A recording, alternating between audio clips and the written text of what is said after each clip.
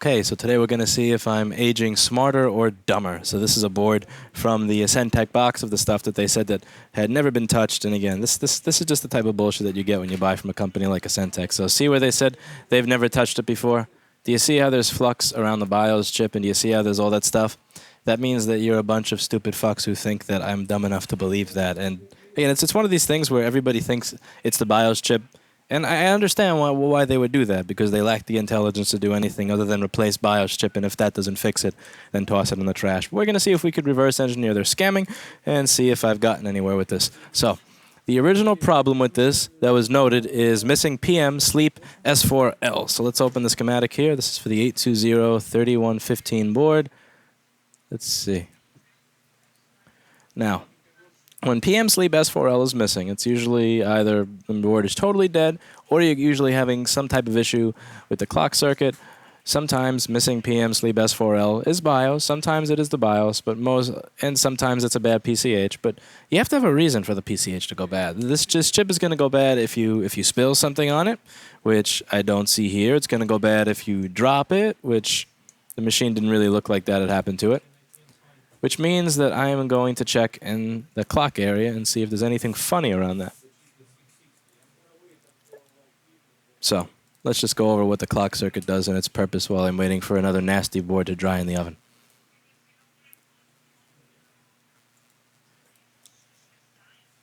So you ever watch a political debate and you see where the candidates are talking back and forth, and this guy gets 5 minutes, that guy gets 5 minutes, this guy gets 30 seconds to respond, that guy gets 30 seconds to respond? The entire reason a political debate can work is because while you're talking, I'm not talking, and vice versa. Now, sometimes once they start arguing, you'll notice that they're all talking at the same time, because neither of them are on a clock. Neither of them are, following the rules. And when they stop following the rules, what you realize it's impossible to understand what the fuck any of them are talking about. And the same is true here. So this may want to talk, this may want to talk, this may want to talk, and that's all done on a clock. And in order for this whole thing to work, you talk on this cycle, then you talk on that cycle, and so on and so forth. I'm not a computer engineer. I don't know, exactly how the clock works. But what I do know is that you need a clock in order for any of this stuff to actually work. And that is controlled on this machine by this chip. So this is a real-time clock chip. So let's look around the U2600 area, because again, it's not dropped. Doesn't really look like anything, a lot of bad stuff happened. So let's just take a look in that general area and see what we get. So when I look in this general area, I see signs that there was some type of liquid. See the red probe points over here? See that? That's red probe points. That's no good. Now, when you look over to the right, that area looks nice, but this is in the general vicinity of where you see the red probe points. Now, if I go back to the board view over here, you'll see that that component that I am complaining about, that I'm saying looks a little bit corroded, has nothing to do with the clock. That's actually for Thunderbolt circuits. Let me just try to get this shit board view software to work. Let's see. Oh, it's rotating for no reason. And so what I'm looking at, the corroded point is over here. This is, PP15V. This is for the T29 boost circuit. That is for Thunderbolt. But it's right next to this. So that kind of tells me water was here.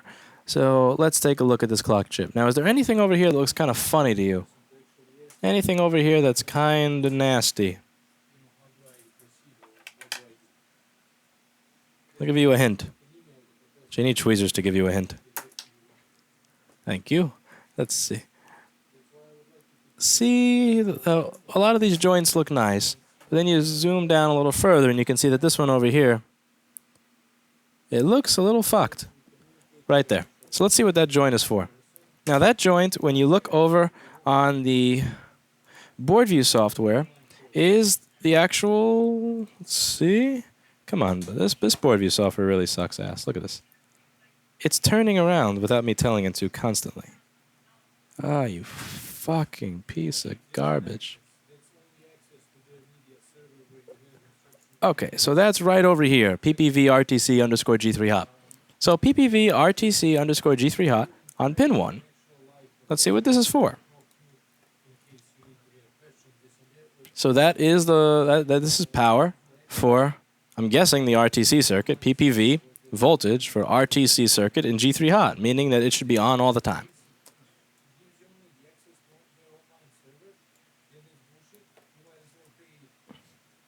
and this is going to be going straight to the PCH. So this is going to be powering the clock circuit features and functionality for the PCH. So at this point, what do you think is the problem? The BIOS or the clock chip? Common sense tells me we have a clock-related problem. The clock chip is located right next to where there was liquid damage, and one of the joints is fucked up. So the question I have for the Ascentech fucktard that sold this to me is, why did you fuck with the BIOS chip? And I already know the answer. It's because you're an idiot. But what are you gonna do? Let's see if we can make back some of the money that Ascentech scammed me out of, and see what we can do with this clock area. So here I have a very similar board, an 820-3115. As you can see, it is certified perfect for getting parts from. We turn on the air filter.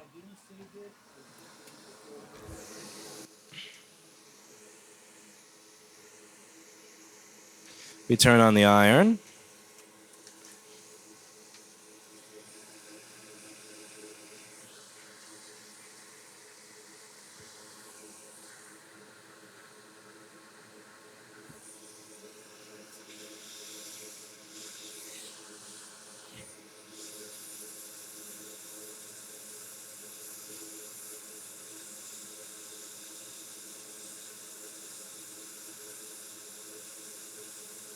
I'm squeezing the chip because I don't care about this old one.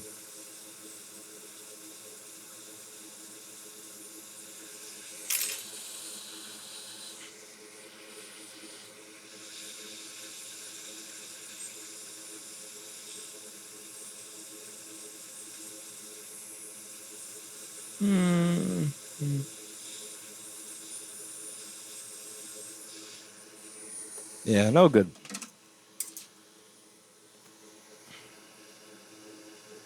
Ugh, hairy tweezer.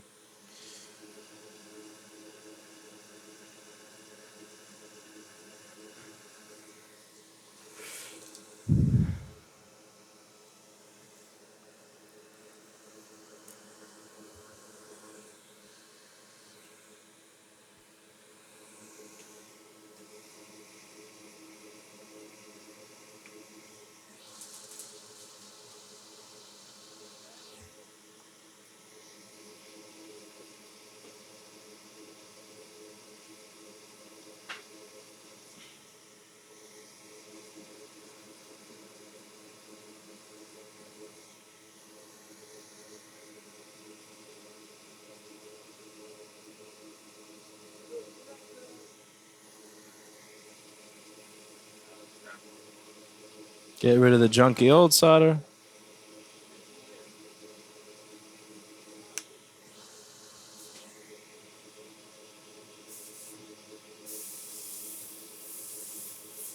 Okay.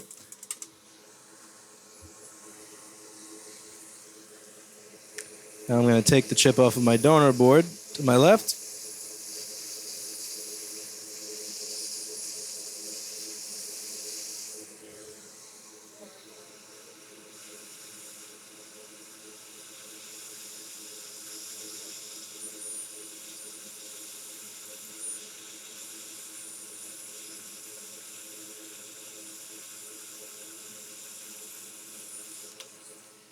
And all that little solder that shot out is about to get owned.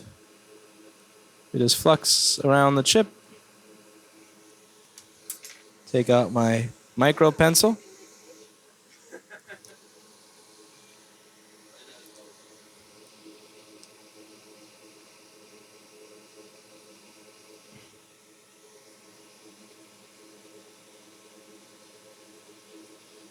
Finiera, have you fixed your board yet?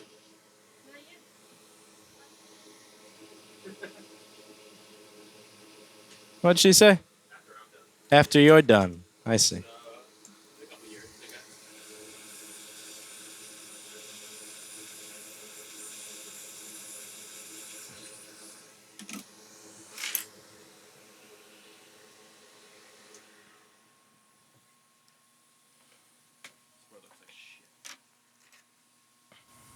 Sure does. Okay.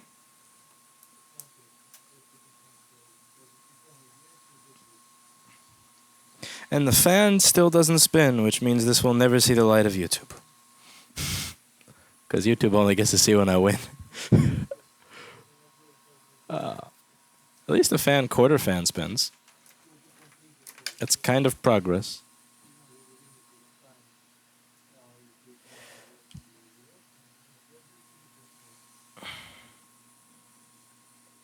Why did these people fuck this?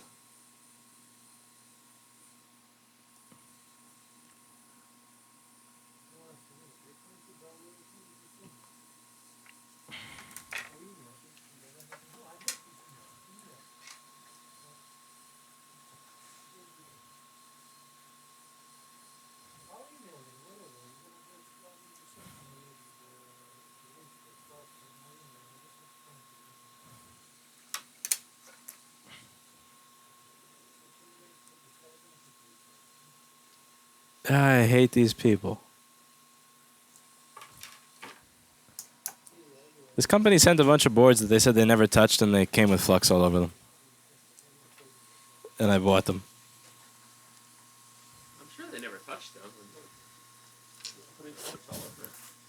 Yeah, for decorative purposes.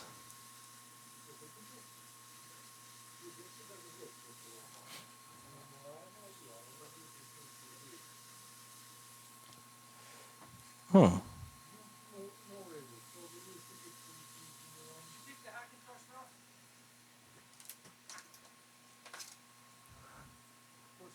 You need a lot more than this, I can tell. Yes, I know I need a lot more than that. You and Milan just said the same exact thing, but that's not why I need to smell. Give me that. Oh, I didn't fix the board. All right, I decided to come back to this board, and I think I figured out what's wrong with it. So I actually decided to move on to another one, and I just was off camera since my drive had filled up with space. So let's just look a little bit at the schematic over here to show you what it is the path that I was on and what I was looking to do. So usually when something like that happens, usually it's something to do with the RTC circuit, and that was where I was going. So you notice I saw that pin 1 on that chip that's responsible for RTC looked bad. So when I go over here, pin 1 looked bad. So what I started doing is I started looking at everything along PPVRTC_G3 out, and I noticed that on the PCH side, one of these capacitors over here didn't really look very good. So what I decided to do is I replaced these two, and nothing happened. And then I decided to look at the third one, which is over here, C2233, and here's the weird part. So along this rail, I saw, over here I saw 3 volts, over here I saw 3 volts. But then when I get over here, you can see that the V is broken. And if you look at the way the schematic is laid out, C2233 is the one that's closest to the PCH. So C2233 is going to be the one that's feeding the PCH the signal. So even if you have power here and here, if the line over here is broken to that, it's not going to work. And guess what the problem is? So you can see that I actually fixed it and then unfixed it just to confirm that that was indeed critical, and that is how this is working. So again, the way you figure this out, and the way I figured that out, the schematic says it, but it's just not something that clicked into my head until you actually look at it and see it. So let's go over here and put the capacitor back on, and then also put my jumper back on there so that this pile of shit can work. And after that, we will go over everything. So I'm gonna find a donor board here, another donor that I can take that cap off of.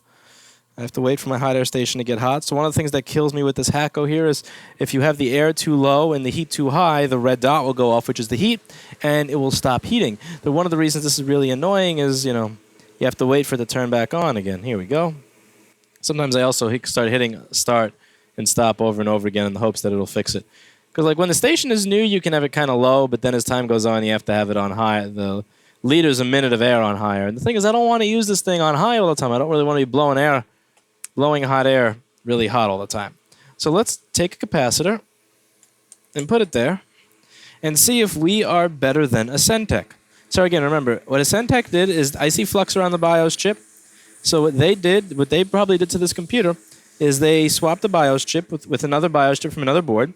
And when that didn't work, the monkey idiot that works at a Centec said, let's put this in the pile of stuff that we sell to idiots that are dumb enough to buy the computers from us that we can't refurbish after fucking with them. So since this was fucked with by an idiot that worked for a Centec, which is a really god-awful company that none of the people who watch this channel should ever purchase something from, that means that the BIOS is also probably not going to have a clean ME region.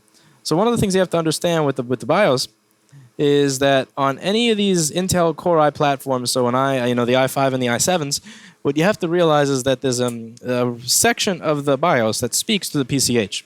And if for any reason you're using a different BIOS or a different PCH than the original one, that's going to be fucked up.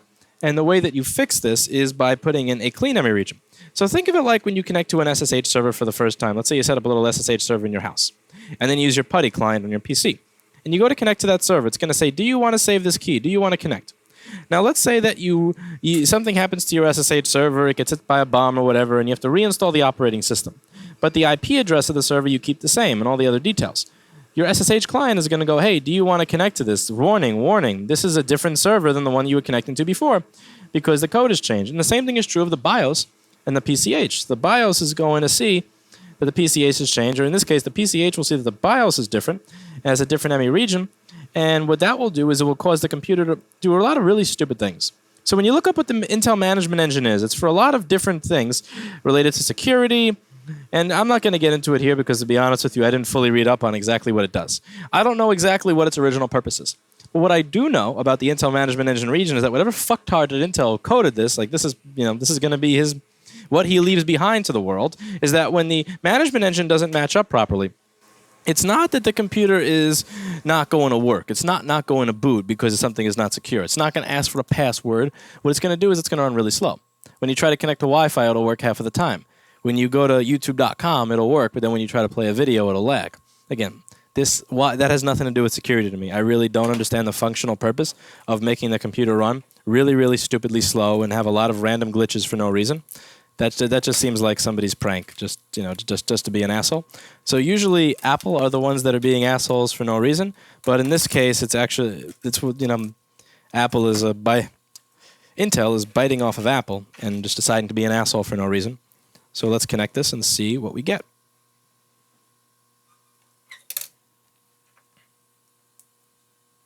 So I've connected the charger, and as you can see, the fan is spinning, which means that I'm good. So let's go back over what was wrong here. So we're missing PM Sleep S4L. And if we go over to the schematic, you're going to see that PM Sleep S4L is for a lot of different things that are important. So this is the enable signal for several different states in the computer.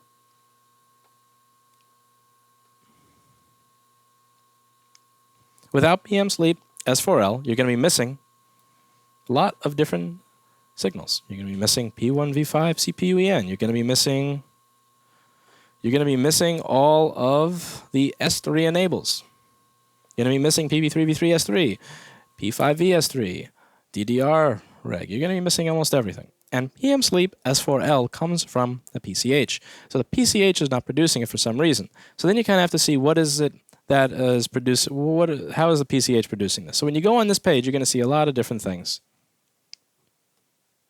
So you're going to see all the outputs on this is one of the questions that I have for a lot of new people. So you see a bunch of outputs on the right and inputs on the left. What is your first assumption? My first assumption is that to get the outputs on the right, that I'm going to need all the inputs on the left. More confusingly so, RTC is not on this page. Boo. But now I know that the clock has to be present in order for the PCH to actually do anything. If that 3-volt clock rail is not present, it won't do anything.